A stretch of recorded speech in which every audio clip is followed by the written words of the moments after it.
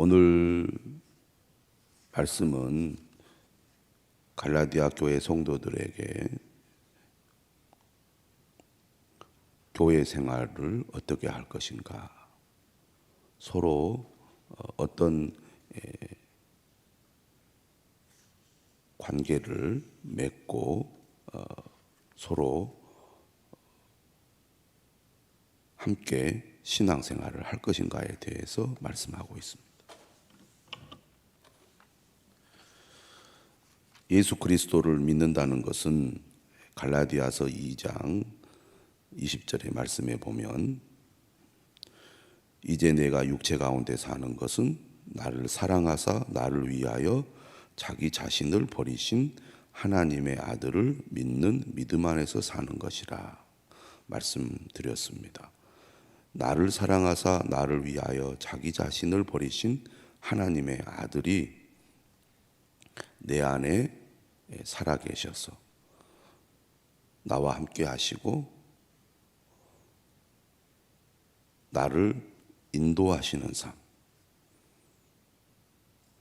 나는 그리스도와 함께 십자가에 못 박혀 죽었고 오직 내 안에 그리스도께서 사시는 삶이 믿음의 삶이다.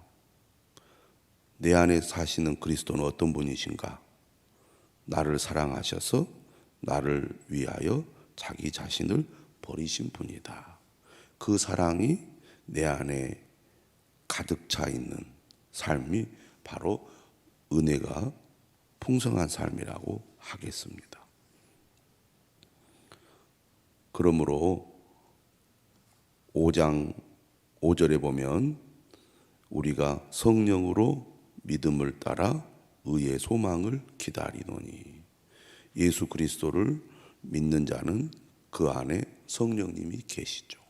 성령님으로 말미암아 믿음의 삶을 살아가는데 어떤 소망을 가집니까? 의의 소망. 하나님께서 우리를 의롭다고 하시고 우리를 온전히 받아주실 것을 소망하는 삶이죠. 그러한 믿음의 사람들에게 어떤 은혜가 임하느냐면 5장 6절에 보니까 그리스도 예수 안에서는 할례나 무할례나 효력이 없으되, 유대인이나 이방인이나 차별이 없다는 얘기입니다. 오직 사랑으로서 역사하는 믿음뿐이니라. 믿음의 삶에 하나님의 은혜와 사랑이 작용을 한다는 것입니다. 그리스도인의 삶의 중심에는 뭐가 있느냐? 하나님의 사랑이 있습니다. 그렇기 때문에 13절에도 뭐라고 얘기하느냐면, 형제들아 너희가 자유를 위하여 부르심을 입었으나 그러나 그 자유로 육체의 기회를 삼지 말고 오직 사랑으로 서로 종노릇하라. 오직 사랑으로 서로 종노릇하라. 이렇게 말씀합니다. 오늘 우리가 읽은 본문은 오직 사랑으로 서로 종노릇하는 삶에 대해서 말씀하고 있습니다.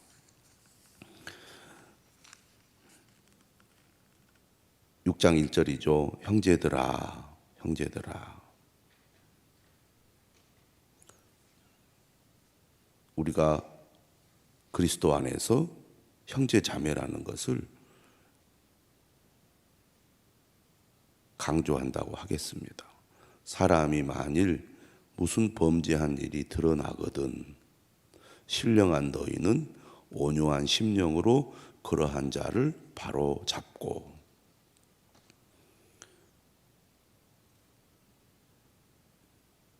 다른 복음으로 인하여 교회는 갈등이 일어나고 그로 인하여 분열이 일어났을 것입니다. 이러한 범죄가 교회 안에서 일어났을 때 상대방을 비난하거나 상대방을 오히려 괴롭게 하기보다는 그들을 바로 잡아주되 진리의 복음에 서게 하거나 또 범죄로부터 떠나도록 도와주라는 얘기죠. 그럴 때에도 온유한 심령으로 그러한 자를 바로 잡으라는 것입니다. 그리스도의 사랑이 동기가 되고 그러한 마음으로 도와주라는 얘기죠. 뿐만 아니라 너 자신을 살펴보아 너도 시험을 받을까 두려워하라. 기본적으로 교회 안에서 성도들이 어떤 태도와 마음가짐으로 서로 교제를 하고 신앙생활을 해야 될 것인가? 하나님의 사랑이 동기가 되어야 하고 또 그런 가운데 겸손한 마음으로 상대방을 돕고 상대방을 세워주고 그러면서도 자신을 또 돌아볼 줄 아는 사람이 되어야 한다는 것입니다.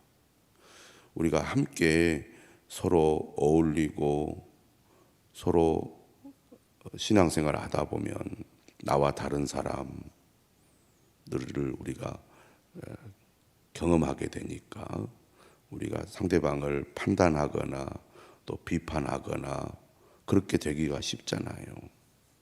물론 분명한 잘못에 대해서는 공동체가 영적으로 순수하고 건강한 상태를 유지해야 되기 때문에 잘못된 것을 바로 잡는 것은 반드시 필요한 일이죠. 그러나 그럴 때에도 온유한 심령으로 그리고 그런 가운데서도 자신을 돌아보아 나도 언제든지 넘어질 수 있고 잘못될 수 있다는 것을 항상 깨닫고 겸허한 마음으로 자신을 살펴볼 수 있는 그런 사람이 되어야 한다는 것입니다. 2절이죠. 너희가 짐을 서로 지라. 그리하여 그리스도의 법을 성취하라. 너희가 짐을 서로 지라. 그 말은 아까 제가 말씀드렸던 5장 13절의 말씀 오직 사랑으로 서로 종노릇하라는 말이라고 할 수 있겠습니다.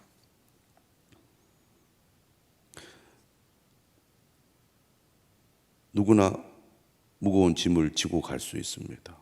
그때 옆에 있는 사람이 그 짐을 함께 지게 되면 가벼워지는 것이죠. 우리가 서로에 대해서 그런 마음을 가져야 된다는 겁니다. 바울 서신에는 서로라는 표현을 많이 씁니다.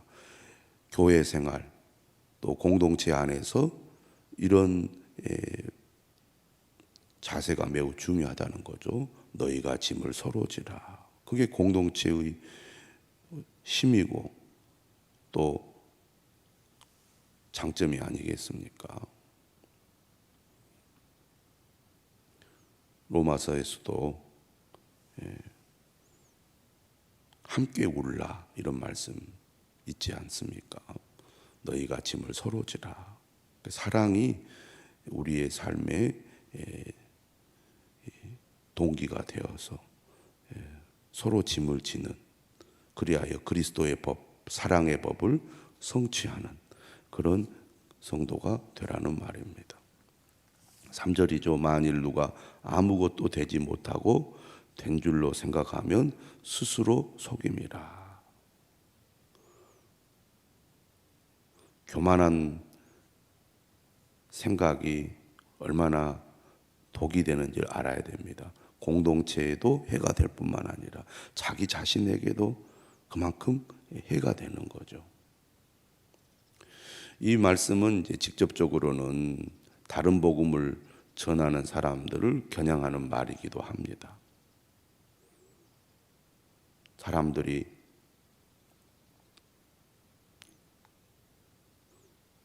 오히려 잘못된 길로 가고 다른 복음에 사로잡혀 있으면서 자신들이 진리 가운데 있다고 착각할 수가 있거든요.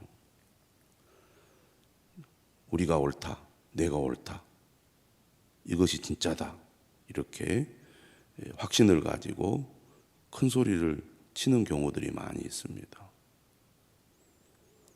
그러므로 우리가 항상 자기 자신을 돌아봐야 됩니다. 겸손한 마음으로. 4절에 그렇게 얘기하잖아요. 각각 자기의 일을 살피라. 그리하면 자랑할 것이 자기에게는 있어도 남에게는 있지 아니하리니 각각 자기의 짐을 질 것이라. 결국 내가 하나님 앞에 서게 될 때 하나님이 판단하시는 거죠. 그러므로 겸손한 마음으로 자신의 삶과 행동에 대한 책임을 질 줄 알아야 되겠습니다. 그러니까 2절에서는 너희가 서로 짐을 지라 이렇게 했잖아요. 이 말은 결국 다른 사람을 우리가 어떻게 대해야 될지를 말한다고 한다면 5절의 말씀은 자기 자신에 대한 책임을 얘기한다고 하겠습니다.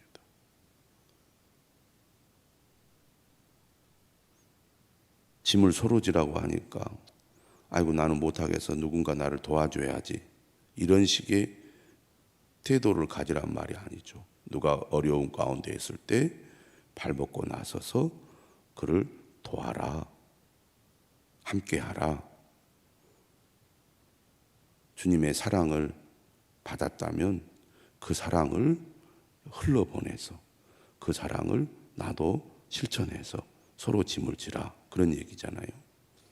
그런데 내 삶에 대해서 스스로 책임감을 가지고 최선을 다하고 하나님이 기뻐하는 그런 삶을 우리가 실천해야 되지 않겠습니까? 겸손한 마음으로 항상 자신을 돌아보아서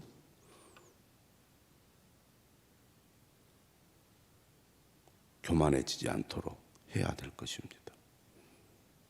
이런 마음을 가지고 우리가 교회 생활을 할 때 그 교회가 사랑의 공동체가 되고 또 성숙한 공동체가 될 것입니다. 다른 사람을 의존한다거나 다른 사람을 탓한다거나 자기가 마땅히 해야 될 것들을 하지 않는다거나 또 늘 자기의 일을 살피지 아니하고 교만한 마음으로 잘못된 길로 가고 있거나 제대로 하지도 못하면서 내가 잘하고 있다고 그렇게 오히려 자랑을 하고 큰 소리를 친다면 오히려 공동체가 어지러워질 것입니다. 6절은 지도자와 관련된 말씀입니다. 가르침을 받는 자는 말씀을 가르치는 자와 모든 좋은 것을 함께하라.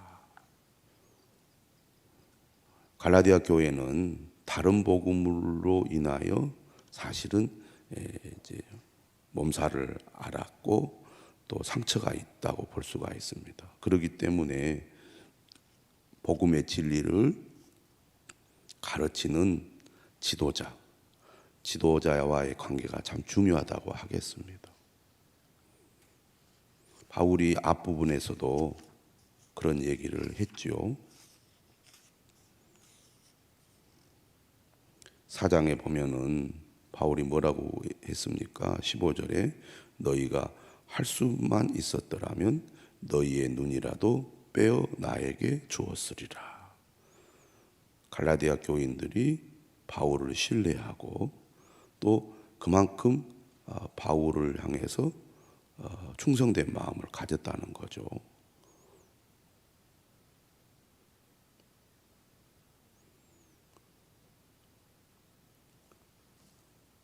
하나님의 말씀을 가르치는 영적인 지도자와의 신뢰 관계, 또 존경하는 그런 마음으로 하나 되는 것, 이것은 진리의 말씀 위에 굳게 서는데 매우 중요하다고 하겠습니다. 7절입니다. 스스로 속이지 말라. 하나님은 업신여김을 받지 아니하시나니 사람이 무엇으로 심든지 그대로 거두리라. 심는 대로 거둔다는 자연의 원리를 영적인 삶에 적용을 하고 있습니다. 이 구절은 우리가 너무나 많이 듣고 익숙한 구절이죠. 또 심는 대로 거두리라는 말씀은 또 여기에만 있는 것이 아닙니다. 이 말씀을 하면서 구체적으로 8절에서 이렇게 얘기합니다. 자기의 육체를 위하여 심는 자는 육체로부터 썩어질 것을 거두고 성령을 위하여 심는 자는 성령으로부터 영생을 거두리라. 육체를 위하여 심는다는 것은 이제 우리가 바로 앞 부분에 보면 갈라디아서 5장 16절에 육체의 일에 대해서 나옵니다. 그리고 22절에 보면 성령의 열매에 대해서 나오죠. 육체를 위하여 심는 자는 육체로부터 썩어질 것을 거두게 되고 성령을 위하여 심는 자는 성령으로부터 영생을 거두게 된다는 겁니다. 반드시 사람은 심는 대로 거두게 되는 것이죠. 우리가 무엇에 관심을 가져야 할지를 잘 가르쳐 주고 있습니다. 5장 16절에 얘기하죠. 내가 이르노니 너희는 성령을 따라 행하라. 그리하면 육체의 욕심을 이루지 아니하리라. 육체의 소욕은 성령을 거스르고 성령은 육체를 거스르나니 이 둘이 서로 대적하므로 너희가 원하는 것을 하지 못하게 하려 함이니라. 결코 육체의 소욕과 성령의 소욕이 함께 할 수 없다는 것입니다. 반드시 서로 충돌하게 되어 있다는 거죠. 그러므로 우리가 성령을 따르게 되면 자연적으로 육체의 소욕은 멀어지게 되는데 성령을 따른다는 것이 무엇입니까? 18절에 보니까 성령의 인도하시는 바가 되는 것. 다시 말하면 성령의 인도를 받는 것을 말합니다. 우리가 말씀과 기도의 삶을 중요하게 여기는 이유가 어디에 있습니까? 성령의 인도를 받기 위해서입니다. 예수 그리스도를 믿으면 우리 믿는 자 안에 성령이 임하시죠. 말씀과 기도는 우리 안에 계신 성령님의 인도를 받는 길입니다. 우리가 말씀과 기도의 삶을 통하여 성령의 인도를 받을 때 우리의 삶이 성령을 위하여 심는 자가 되고 성령을 위하여 심는 자는 자연스럽게 육체를 위하여 심지 않는 삶으로 나아가게 되는 거죠. 믿음으로 산다는 것은 무엇을 의미하느냐? 성령의 인도하심을 받는 삶입니다. 성령을 따라 행하는 삶이죠. 다시 말하면 내 힘과 의지로 말씀을 지키는 것이 아니라 내 안에 계신 성령님의 인도하심을 따라 성령의 능력으로 말씀을 순종하는 삶이 그리스도인의 삶입니다. 그래서 말씀의 원리를 따르는 것은 사실 힘든 일이 아니에요. 오히려 힘이 덜 든다고 할 수 있겠죠. 예수님께서도 수고하고 무거운 짐진 자들아 다 내게로 오라 내가 너희를 쉬게 하리라 이렇게 말씀하시면서 내가 주는 멍에는 가볍다 이렇게 말씀하지 않았습니까? 우리가 은혜를 받고 성령에 충만할수록 주님을 믿는 삶, 주님을 섬기는 삶이 가볍게 됩니다. 그렇기 때문에 은혜 받는 것이 중요하고 하나님의 은혜 아래 머무는 것이 중요하고 은혜로 충만한 것이 중요합니다. 그러지 않고 우리가 교회를 다니고 봉사를 하게 되면 그 짐이 무거워지게 됩니다. 심지어 예배 드리는 것도 힘이 들고 봉사하는 일도 힘이 들어서 얼마 가지 못해서 주저앉아 버리기가 쉬운 거죠. 그래서 믿음의 삶이란 성령을 모시고 성령의 인도를 따라 살아가는 삶이요, 성령의 능력으로 살아가는 삶이라고 하겠습니다. 그 믿음이 우리를 끝까지 믿음의 길로 가게 해주는 것이죠. 그렇기 때문에 영생을 거두리라. 무엇을 심어야 될 것인가? 한 주간 우리는 성령을 위하여 심는 자가 되어야 할 것입니다. 물론 우리가 믿음의 삶을 살아가는 데는 어려움이 있습니다. 없는 게 아니에요. 9절에 얘기하잖아요. 우리가 선을 행하되 낙심하지 말지니. 내 삶에는 어려움이 없으면 좋겠다. 하나님이 나와 함께 하시니까 어려움이 없을 거다. 그렇게 생각하다가 어려움을 겪으면 배나 더 힘이 듭니다. 그런데 인간의 삶은 언제든지 어려운 일이 생기게 되고 또 그 어려움을 겪을 때는 내가 감당하기 힘들다는 그런 마음이 들기도 할 것이다. 그러나 하나님은 심지어 나의 삶의 어려움이나 고난까지도 사용하셔서 선을 이루시는 분이다. 이런 믿음을 가지면 우리가 정말 주님을 위해서 어떤 일을 할 때 때로는 그것이 나를 실망시키고 오히려 그로 인하여 내가 더 어려운 일을 겪을 수 있지만 하나님은 반드시 나의 삶을 외면하지 않고 도와주실 거다. 그래서 우리가 주님을 섬길 때, 선을 행할 때 포기하지 말아야 됩니다. 힘들면 포기하는 경우가 많거든요. 그러게 되면 믿음이 그만큼 어떻게 됩니까? 더 약해지고 더 흔들리게 되고, 그렇게 해서 넘어지면 다시 일어날 때 훨씬 더 힘이 들잖아요. 그래서 선을 행하되 낙심하지 말아야 됩니다. 내가 이렇게 열심히 주님 바라보고 했는데 하나님 어떻게 나에게 이러실 수 있습니까? 내가 이렇게 열심히 교회를 섬겼는데 교회가, 사람들이 오히려 나를 향하여 더 나쁘다고, 더 부정적으로 나를 바라보거나 나에 대해서 얘기하면 실망이 되잖아요. 그러나 우리가 설사 그런 어려움을 겪더라도 믿음으로 포기하지 않고 선을 행하는 삶을 계속해 나가야 됩니다. 그럴 때 거두게 되는 거예요. 8절에 거두리라, 9절에도 거두리라 말씀하고 있지 않습니까? 그러므로 우리는 기회 있는 대로 모든 이에게 착한 일을 하되 더욱 믿음의 가정들에게 할지니라. 매일 성경에 보면 6절에 좋은 것과 10절에 착한 일은 동일한 표현으로 물질적인 지원을 의미한다. 그러니까 진정한 사랑은 물질적인 도움까지 나가는 것이죠. 말로만 사랑합니다가 아니라 실제적인 어려움을 돕는 데까지 나가는 것이라고 하겠습니다.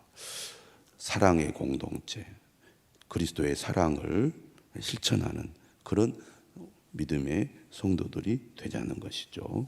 우리 모두 오늘 하나님의 말씀을 따라 성령을 위하여 심는 자가 되시기를 주님의 이름으로 축원합니다. 기도하겠습니다.